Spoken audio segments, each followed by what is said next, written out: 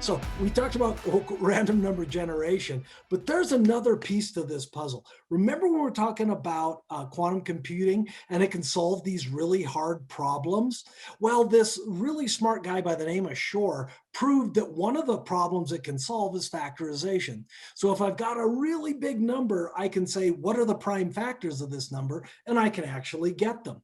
Well, anything you use on the internet is based on asymmetric encryption. And it turns out that one of the most used methods for asymmetric encryption is the factorization of large numbers.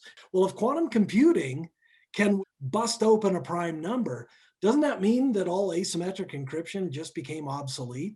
And at least mathematically right now, the proof that is accepted by most folks out there is that yes, in fact, that is the case. But symmetric encryption is not susceptible to this. And this is where you've got a key and I've got a key. By the way, Ned, the key is Mississippi. So if you've got the key and I've got the key, we can now encrypt things, send it back and forth. The problem is anyone listening into this episode also heard what the key is. Don't tell anyone, but it's Mississippi. So the idea here is that a man in the middle, if they are able to get a hold of that key, they can also listen in to all of our stuff.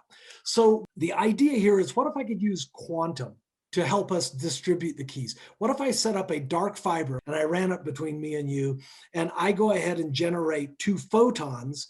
But these aren't just any photons. These are photons that have been entangled, meaning that one is in a state we'll call spin up and the other one is in a state we'll call spin down.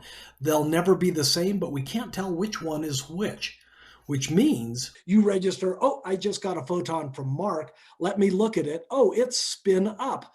Well, that automatically means on my side, I see the photon register as spin down as soon as you observe it. That tells me two things. It tells me, first off, if mine is spin down, yours must have been spin up. It also told me you looked at that photon.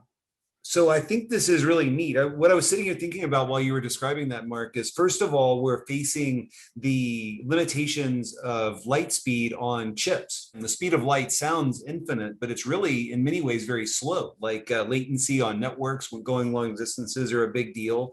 And so I'm sitting here wondering, what happens when we can start to communicate more robustly across this kind of dark fiber without those latency limitations? Well, you hit on something profound there, Ned, and that is there are actually limitations on this dark fiber example I used. By the way, the name of that dark fiber is a quantum channel. So the quantum channel right now does seem to be limited by distance, rough and tough, about 100 kilometers, or if you're American, that's about 100 kilometers. So check this out. Since we recorded this, that distance record has been bumped up to 600 kilometers, or if you're Canadian, 372 miles. So this stuff's moving fast. Back to the show. So people are looking for quantum channels that are through the air. And the idea here being, if I spray enough photons through the air, that enough of these will get through. Let's say I'm beaming from the ground up to a satellite.